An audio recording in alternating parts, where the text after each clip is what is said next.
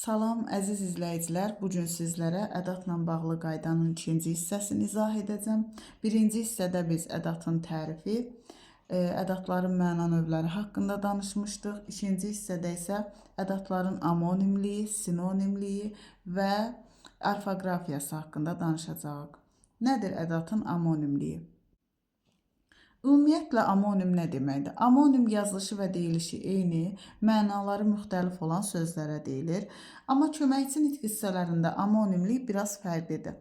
Köməkçi nitq hissələri elə sözlər var ki, köməkçi nitq hissələri fərqli köməkçi nitq hissəsi kimi işlənir. Məsələn, bağlayıcı kimi işlənir, sonra ədat kimi işlənə bilər, qoşma kimi işlənib, bağlayıcı kimi işlənə bilər, eyni sözlər. Bir də köməkçi, bir mənası köməkçi nitq hissəsi, bir mənası isə əsas nitq hissəsi olur. Buna deyilir qrammatik amonimlik. Yəni sırf əsas nitq hissələrinin amonimliyi ilə köməkçi nitq hissələrinin öz aralarındakı amonimlik biraz fərqlidir. Yəni buna deyilir qrammatik amonimlik. Ədatlarda amonimlik necə olur? Bəzən öz məna növü daxilində amonim ola bilər. Məna növü daxilində necə? Yəni ki, bir qüvvətləndirici ədat kimi işlənib, bir əmr ədatı kimi işlənə bilər. Bəzən qüvvətləndirici ədat kimi işlənən söz həm də sual ədatı kimi işlənə bilər. Bu öz içərisində amonimlik, yəni ədatın öz daxilində amonimlikdir. Bir də elə sözlər də var ki, həm ədat, həm də bağlayıcı kimi işlənə bilər. Belə amonimlik də var. İndi baxaq görək hansı ədatlar amonimdir. Dadə. Dadə həm bağlayıcı, həm qüvvətləndirici ədat, həm də əmr ədatıdır. Bəs hardan bilirik ki, dadə bağlayıcıdır, yoxsa əmr ədatıdır, yoxsa qüvvətləndirici ədatdır? Dadə bağlayıcı olan da iştirak məzmunu yaradır. Yəni iştirak bağlayıcısıdır. Məsələn, adətən həmzin süzuvlərlə işlənir, ancaq həmişə həmzin süzuvlərlə işlənir deyə bilmərik. Bu fikir səhv olar. Bəzən tək də işlənə bilər. Məsələn, mən deyirəm ki, tədbirə mən də gedəcəm. Yəni tədbirdə mən də iştirak edəcəm. Burada iştirak məzmunu var. Deməli, mən də. Burada məndən sonra işlənən köməkçi nitq hissəsi iştirak məzmunu yaradan bağlayıcıdır. Və yaxud bəzən də sadalama intonasiyası ilə həmzin süzuvləri bağlayır. Bu zaman bağlayıcını ayırd eləmək daha asan olur. Çünki sadalama intonasiyası var və yazıda da vergül işarəsi ilə ayrılır sonuncusundan başqa. Yəni ki, digərlərindən sonra vergül qoyulur, sonuncusunda vergül işarəsi qoyulmur. Məsələn, tədbirə dostum da gələcək. Burada sadalama intonasiyası yoxdur. Sadəcə bir sözdən sonra qoyulub, amma iştirak məzmunu var, deməli bağlayıcıdır. İkinci cümləyə baxaq. Həyətimizdə alma da, heyva da, çiyələk də var idi. Görürsünüz, axırıncıda vergül işarəsi qoyulmayıb, amma digərlərində vergül işarəsi qoyulub. Dadə əmr ədatı kimi də işlənir, bir də qüvvətləndirici ədat kimi. Əmr ədatlarını belə yadda saxlayaq. Ümumilikdə bunu beynimizə belə həkk edək ki, əmr ədatı ancaq əmr şəkli ilə işlənir. Feilin əmr şəklinə qoşulmayıbsa, biz deyə bilmərik ki, bu əmr ədatıdır. İndi baxaq, dadəni mən əmr ədatı kimi götürmək istəyirəmsə, mütləq özündən əvvəl əmr şəklində olan feil gəlməlidir. Məsələn, bax da, gəl də, gedim də. Görürsünüz, hər üçü əmr şəklindədir. Deməli, buradakı dadə, burada hər üçündə işlənən, bu da, bu da, bu da. Nə ədatıdır? Əmr ədatıdır. İndi mən istəyirəm dadə qüvvətləndirici ədat olsun. Deməli, feilin digər şəkilləri, yəni əmr şəkli ilə yox. Başqa, fərqi yoxdur, hansı şəkil olur olsun. Xəbər şəkli, arzu şəkli, vacib şəkli, lazım şəkli. Fərqi yoxdur, hansı şəkil olur olsun və yaxud ismi xəbərli cümlələrdə işlənibsə, deməli burada nə ədatıdır? Qüvvətləndirici ədatdır. Məsələn, o da buradaydı da, burada 2 dənə da var. Birinci da bağlayıcıdır, axırdakı da isə, deməli, buradaydı da, buradakı isə qüvvətləndirici ədatdır. Bu da bağlayıcıdır, iştirak məzmunu yaradıb, bu da isə deməli, qüvvətləndirici ədatdır. Gəlməlisən də, bəzən şagirdlər vacib şəklin elə düşünür ki, vacib şəklində biraz əmr tonu var axı. Kiməsə deyirsən, yazmalısan, oxumalısan, sanki fikirləşirlər ki, burada biraz əmr tonu var. Amma əmr tonu ilə əmr cümləsi fərqli bir şeydir. Ola bilsin ki, vacib şəklində əmr tonu ola bilər. Gəlməlisən, yazmalısan. Amma bu o demək deyil ki, o əmr şəkli hesab olunur. Gəlməlisən, yazmalısan, oxumalısan vacib şəklidir və vacib şəklinə əgər dadə qoşulubsa, deməli burada qüvvətlendirici ədatdır. Çünki bu əmr şəkli deyil. Yazıram da, yazıram xəbər şəklindədir. Deməli dadə burada nədir? Qüvvətlendirici ədatdır. Ki. Ki həm bağlayıcıdır, həm qüvvətləndirici ədatdır, həm də sual ədatıdır. Bəs biz cümlə daxilində necə bilirik ki, bu qüvvətləndirici ədatdır, yoxsa sual ədatıdır, yoxsa bağlayıcıdır? Bağlayıcı kimi yadda saxlayırıq. Bağlayıcı kimi işlənəndə mütləq özündən sonra vergül qoyulmalıdır. Bir də tabeli mürəkkəb cümlədə işlənir. Burada bir növ bağlayıcı kimi işlənəndə intonasiya ilə də tutmaq olur ki, bu bağlayıcıdır. Çünki orada biraz uzadırıq sözü. Gəldim ki, deyirlər ki, burada uzadırıq. Adi intonasiya ilə tələffüz ediriksə, bu bağlayıcı ola bilməz. Məsələn, sən ki belə deyildin. Burada ki-ni adi intonasiya ilə tələffüz elədi. Deməli, burada bağlayıcı ola bilməz. Amma elə bil ki, bağlayıcı olanda, demək, biraz orada uzatma olur. Gəldim ki, səni görüm, məsələn. Deməli, burada nisbətən uzadırıq, intonasiyadan hiss eləyirsən ki, bu bağlayıcıdır. Həm tabeli mürəkkəb cümləni bağlayır, həm də ki, özündən sonra mütləq vergül işarəsi qoyulmalıdır ki, bağlayıcısı vergülsüz işlənə bilməz. Ona görə də bağlayıcını ayırd eləmək asandır. Bəs qüvvətləndirici ədat və sual ədatını necə ayırd edirik? Sual ədatı sual cümlələrində işlənir. Yəni, həmin cümlələr sual intonasiya ilə deyilir. Şifahi nitqdə sual intonasiya ilə deyilir. Yazılı nitqdə isə onu həmin intonasiyanı sual işarəsi əvəz eləyir. Ona görə də həmin cümlələri, məsələn, dərsə gedəcəksən ki, və yaxud gəlirsən ki, sual intonasiyası var burada. Deməli, sual intonasiyası varsa, cümlənin sonunda gələn ki nədir? Sual ədatıdır. Amma qüvvətləndirici ədat kimi necə işlədirik? Qüvvətləndirici ədatın belə bir xüsusiyyəti var. Ümumiyyətlə, bütün demək olar ki, əksər qüvvətləndirici ədatlara aiddir.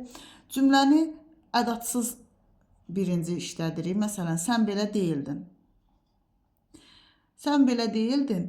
İndi ora ki-ni artırıram. Sən ki belə deyildin. Ki-ni artırdım, məna qüvvətləndi. Deməli, burada artırdığımız ki nə oldu? Əgər bağlayıcı olsaydı, bayaq dediyim kimi, orada biraz uzatma olur. Elə bil ki, sözü biraz uzadırıq. Amma ədatı olanda qüvvətləndirici ədat, sözü uzatmırıq. Sözü adi intonasiya ilə deyirik. Məsələn, mən ki damdan bacadan baxmaz idim. Görürsünüz, burada uzatma yoxdur. Adi intonasiya ilə deyir. Amma bağlayıcını uzadırıq. Məsələn, deyirlər ki, qar yağacaq. Ki-ni uzatdım. İntonasiya ilə də tapmaq olur. Yəni, bu bağlayıcıdır, yoxsa ədatdır. İndi baxaq artıq sözünə. Artıq sözü sifət kimi də işlənir, bir də ədat kimi işlənir. Nə vaxt sifət kimi olur, nə vaxt ədat olur. Sifət olanda təbii ki, sifətin sualına cavab verir. Məsələn, cümlədə sifətin sualları hansılardır, necə, nə cür, hansı? Onlardan birini veririk. Əgər onun sualına cavab verirsə, deməli, sifətdir burada. Əgər cümlədən çıxardanda heç bir məna dəyişikliyi olmursa, yəni məzmununa heç bir xələl gəlmirsə, deməli, burada ədatdır. Baxaq, artıq əşyaları yığışdırın. Əslində bu cümləni iki formada düşünmək olar. Artıq əşyaları yığışdırın. Hansı əşyaları? Bir də var, artıq əşyaları yığışdırın. Ədat kimi də fikirləşmək olar, həm də sifət kimi də fikirləşmək olar.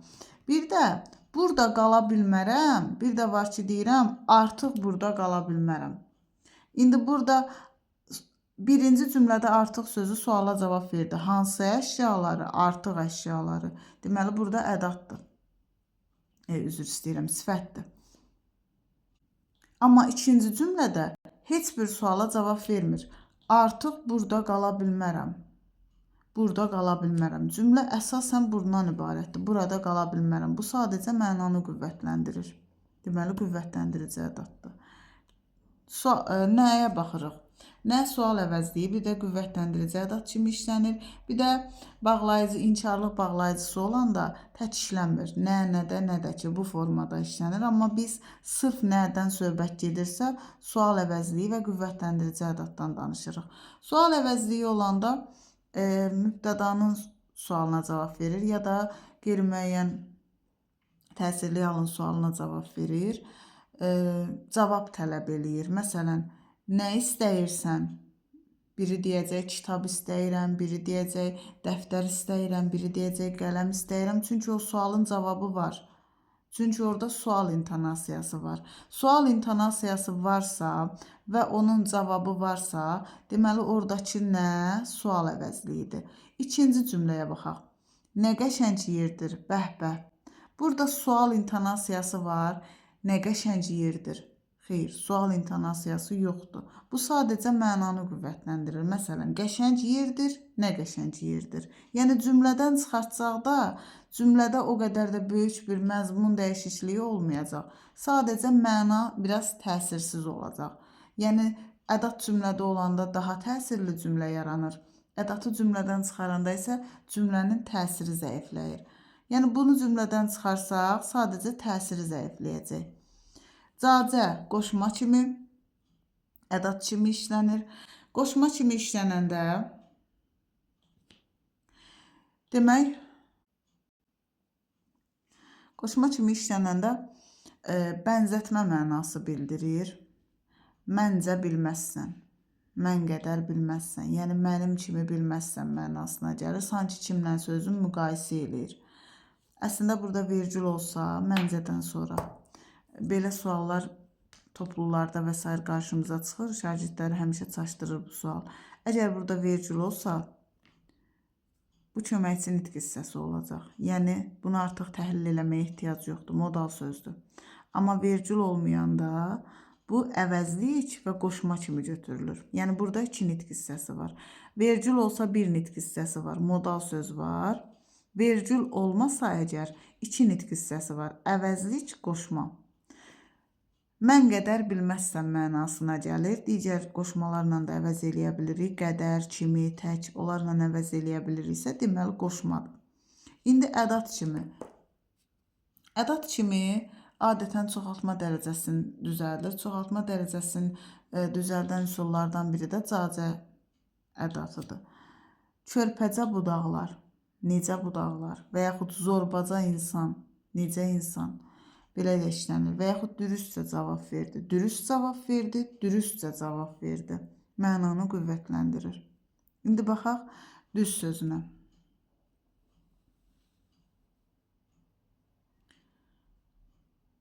Düz sözü feil kimi işlənir. Feil kimi işlənəndə hərəkət məzmunu var. Düzmək, qoymaq. Məsələn, boşqabları süfrəyə düz. Boşqabları süfrəyə qoy deyə bilərik. Qoymaq sözü ilə də əvəz edə bilərik. Həmin sözü nə et sualına cavab verir və cümlədə feildir. Düz sifət kimi. Düz insan, necə insan? Sifət bilirsiniz ki, əşyaya aid olur. Əşyanın əlamətini və keyfiyyətini bildirir. Cümlədə sifəti adətən əşyadan əvvəl axtarmaq lazımdır. Düz insan, necə insan? Deməli, burada nədir? Sifətdir. Düz zərf kimi. Zərf hərəkətə aid olur, yəni feilə aid olur. Əgər əşyaya aiddirsə, onu sifət götürürük. Əgər hərəkətə aiddirsə, zərf götürürük. Yəni, biz bəzi sözlər var ki, onların cümlə daxilində hansı cümlə üzvü kimi işlənməyini bilmək istəyiriksə, özündən sonra gələn nitq hissəsinə fikir veririk. Əgər əşya gəlibsə, onu sifət götürürük və yaxud say götürürük. Əgər hərəkət gəlibsə, onu zərflik kimi götürürük. Yəni, cümlə daxilində cümlə üzvü kimi zərflik kimi götürürük. Düz isim kimi işlənir. Çöl düz mənasında. Çölü düzü bəzərəm. Və yaxud düzdə gəzirdim. Belə də deyə bilərik. Ədat kimi. Ədat kimi işləndiyini bilmək istəyiriksə, əgər düz sözü cümlə daxilində fikirləşirik ki, bu görəsən ədatdır, yoxsa feildir, sifətdir, isimdir. Bunu əgər qarışdırıramsa, onu lap sözü ilə əvəz edirəm. Əgər lap sözü ilə, yəni lap ədatı ilə əvəz edə bilirəmsə, digər qüvvətləndirici ədatlardan biri ilə əvəz edə bilirəmsə, demək o qüvvətləndirici ədatdır. Baxaq cümləyə. Maşın düz qapının yanında dayandı. Cümlədən də çıxarda bilərik, məna dəyişməyəcək. Maşın qapının yanında dayandı, maşın düz qapının yanında dayandı. Və yaxud belə də deyə bilərik, maşın lap qapının yanında dayandı. Düzü lap sözü ilə əvəz eləyə bilirik. Deməli, əvəz eləyə biliriksə, burada ədatdır. Belə sözü. Belə sözü əvəzlik bir də ədat kimi işlənir. Əvəzlik kimi işlənəndə işarə əvəzliyidir və cümlədə daha çox sifəti zərfi əvəz eləyə bilir. Yəni özündən sonra əgər əşya gəlirsə, deməli sifəti əvəz eləyib. Əgər özündən sonra hərəkət gəlibsə, deməli zərfi əvəz eləyib. Amma biz bunu cümlə daxilində sual verməklə müəyyənləşdiririk. Yəni burada zərfi əvəz eləyib, yoxsa sifəti əvəz eləyib, yoxsa ədat kimi işlənib. Sual verir. Məsələn, belə danışma. Necə danışma? Belə. Suala cavab verdi, düzdür. Özündən də sonra hərəkət gəlib. Deməli, burada zərfi əvəz edib. Belə adam, necə adam? Suala cavab verdi, düzdür. Özündən də sonra əşya gəlib, yəni isim gəlib. Deməli, burada nəyi əvəz edib? Sifəti əvəz edib. Ədat kimi nə vaxt işlənir? Məsələn, dediyim formada cümləni ədatsız işlədirik. Məsələn, sən bu işi bilməzsən. Sən belə. Burada belə bir məna çıxır. Hətta sən bu işi bilməzsən. Hətta ilə də əvəz edə bilərik. Hətta sən bu işi bilməzsən. Əvəz edə biliriksə, deməli burada nədir? Ədatdır. Yox, əvəz edə bilmiriksə, dediyim kimi suala cavab verirsə, hansısa nitq hissəsini əvəz eləyibsə, deməli orada ədat deyil. Çox. Çox nə vaxt sayı olur, nə vaxt zərf olur, nə vaxt ədat olur. Özündən sonra gələn nitq hissəsinə baxırıq. Əgər çoxdan sonra isim gəlibsə, deməli saydır. Əgər çoxdan sonra hərəkət, yəni feil gəlibsə, deməli zərfdir. Əgər çoxdan sonra sifət gəlibsə, deməli ədatdır. Məsələn, çox adam, çox kitab. Nə qədər adam, nə qədər kitab. Deməli, burada özündən sonra əşya gəlib və əşyanın sayını bildirirsə, demək burada saydır. Çox danışma, çox qaçdın. Danışmaq və qaçmaq hərəkətdir, yəni feildir. Feili hərəkətin, belə deyək də, kəmiyyətin bildirir. Hərəkətin kəmiyyətin bildirir. Deməli, burada nədir? Zərfdir. Çox gözəlsən və yaxud filankəs çox ağıllı qızdır, sən çox dahisən və s. kimi cümlələrdə özündən sonra sifət gəlirsə, deməli, orada nə olacaq? Ədat olacaq. Ancaq bağlayıcı və ədat kimi. Ancaq nə vaxt bağlayıcı olur, nə vaxt ədat olur. Bağlayıcı kimi işlənəndə qarşılaşdırma bağlayıcısı olur və əgər bağlayıcı kimi işlənibsə, digər qarşılaşdırma bağlayıcıları ilə əvəz eləmək olur. Məsələn, mən gəldim, ancaq sən gəlmədin. Mən gəldim, amma sən gəlmədin və yaxud lakin sən gəlmədin, halbuki sən gəlmədin deyə biliriksə, deməli, digər qarşılaşdırma bağlayıcıları ilə əvəz edə biliriksə, deməli, burada bağlayıcıdır. Ancaq ədat kimi işlənəndə məhdudlaşdırma ədatı olur və digər məhdudlaşdırma ədatı ilə əvəz edə biliriksə, deməli, o məhdudlaşdırıcı ədatdır. Məsələn, mənə ancaq sən yardım edə bilərsən. Digər məhdudlaşdırıcı ədatlardan biri, məsələn, yalnızdır.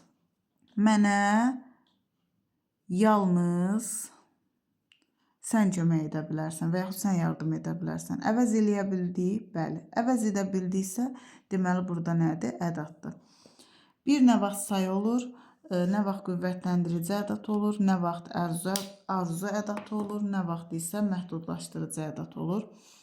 Bir say kimi olanda digər saylarla əvəz eləmək olur. Məsələn, bir insan, iki insan, üç insan. Məsələn, mənə bir şans ver və yaxud mənə 2 şans ver deyə bilərəm. Məsələn, kiməsə müraciət eləyirəm, deyirəm ki, mənə 1 şans verə bilərsən və yaxud mənə 2 şans verə bilərsən. Digər saylarla əvəz eləyə bilirəmsə, 2 ilə, 3 ilə, 4 ilə və s. əvəz edə bilirəmsə, deməli burada saydım. Ədat kimi işlənəndə qüvvətləndirici ədat. Qüvvətləndirici ədat olanda onu dediyim kimi cümlədən də çıxardanda cümlədən heç bir məna dəyişikliyi olmur. Nümunələrə baxıb nümunələr üzərindən daha yaxşı başa düşərsiniz. Deməli, bir insan yetər dünyanı dəyişməyə və yaxud bir sözünün yerinə 2 də qoya bilərəm, 3 də qoya bilərəm, 4 də qoya bilərəm. Nə qədər insan, bir insan suala cavab verir. Deməli, burada saydı. Qüvvətləndirici ədat kimi. Qüvvətləndirici bir ədat kimi deyə bilərəm. Məsələn, qarlı bir qış axşamı idi. Mən burada birin yerinə 2 qoya bilərəm. Məsələn, qarlı 2 qış axşamı idi deyə bilərəm. Deyə bilmərəm.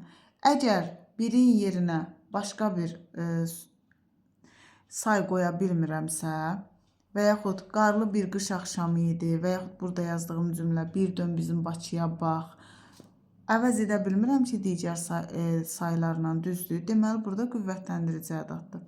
Arzu ədatı kimi arzu şəklinə qoşulur. Məsələn, bir görəydim, bir səni görə bilsəydim, məsələn, bir baxaydım kimi işlənsə, deməli, arzu ədatıdır. Məhdudlaşdırıcı ədat kimi isə işlənəndə, deməli, digər məhdudlaşdırıcı ədatlarla əvəz eləmək olur.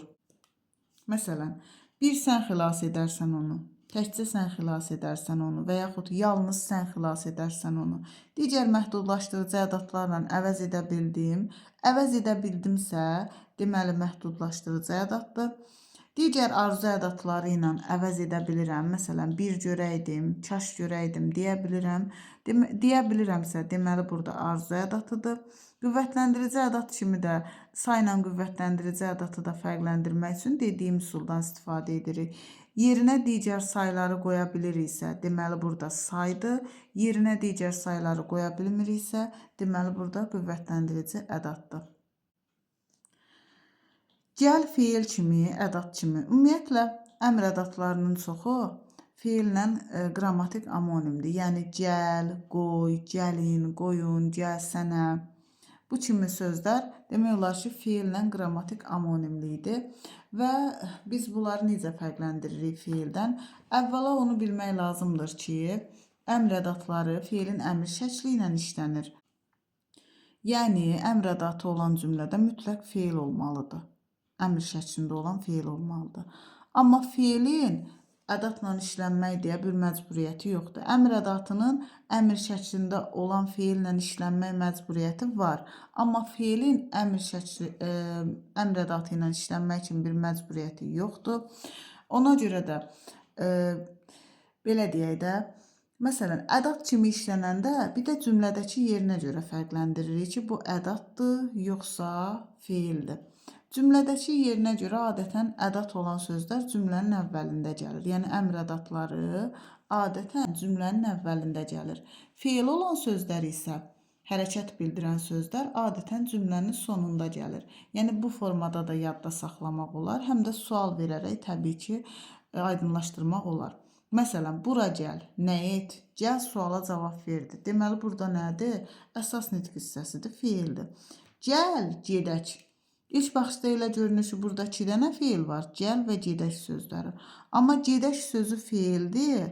Gəl isə əmr ədatıdır. Yəni, bu cümlə üzvü olmur. Suala da cavab vermir. Deməli, burada əsas nitq hissəsi gedək sözüdür. Gəl sözü isə əmr ədatıdır.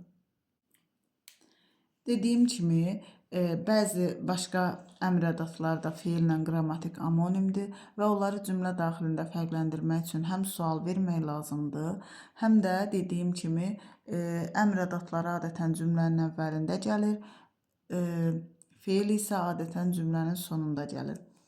Bəs ədatların sinonimliyi. Ədatların sinonimliyi haqqında onu demək olar ki, ümumiyyətlə, bu sinonimlik məsələsi digər köməkçi nitq hissələrində də ədatda olduğu kimidir. Yəni, eyni məna növü daxilində olan sözlər, yəni deyək ki, arzu ədatına daxil olan sözlər, Çaş, tək, təki, bircə, barı bu kimi sözlər cümlə daxilində demək olar ki, bir-birini əvəz eləyə bilir və yaxud məhdudlaşdırıcı ədatlar tək, təkcə, bir, bircə, ancaq, yalnız bu kimi sözlər bir-birini əvəz eləyə bilir. Bu təkcə ədatda belə deyil. Demək olar ki, bütün köməkçi nitq hissələrində demək olar ki, sinonimlik məsələsi eynidir. Yəni, eyni məna növü daxilində olan sözlər bir-birini cümlə daxilində əvəz edə bilir. Biz elə həmin sözün hansı nitq hissəsinə aid olduğunu da bu yolla müəyyənləşdiririk. Məsələn, ilə həm qoşmadır, həm bağlayıcıdır. Cümlə daxilində ilənin qoşma yoxsa bağlayıcı olduğunu necə bilirik? Məna növünə daxil olan digər sözlərlə əvəz edirik. Məsələn, ilə bağlayıcı olanda birləşdirmə bağlayıcısı olur və ilə. Birləşdirmə bağlayıcıları da və ilədir. Əgər iləni və ilə əvəz edə bilirəmsə, eyni məna növü daxilində, əgər iləni və ilə əvəz edirəmsə, bu deməli bağlayıcıdır, yox əvəz edə bilmirəmsə, deməli qoşmadır. Yəni, bu yoldan istifadə edirik. Bu demək olar ki, bütün köməkçi nitq hissələrində eynidir. Ədatla bağlı hələlik bu qədər.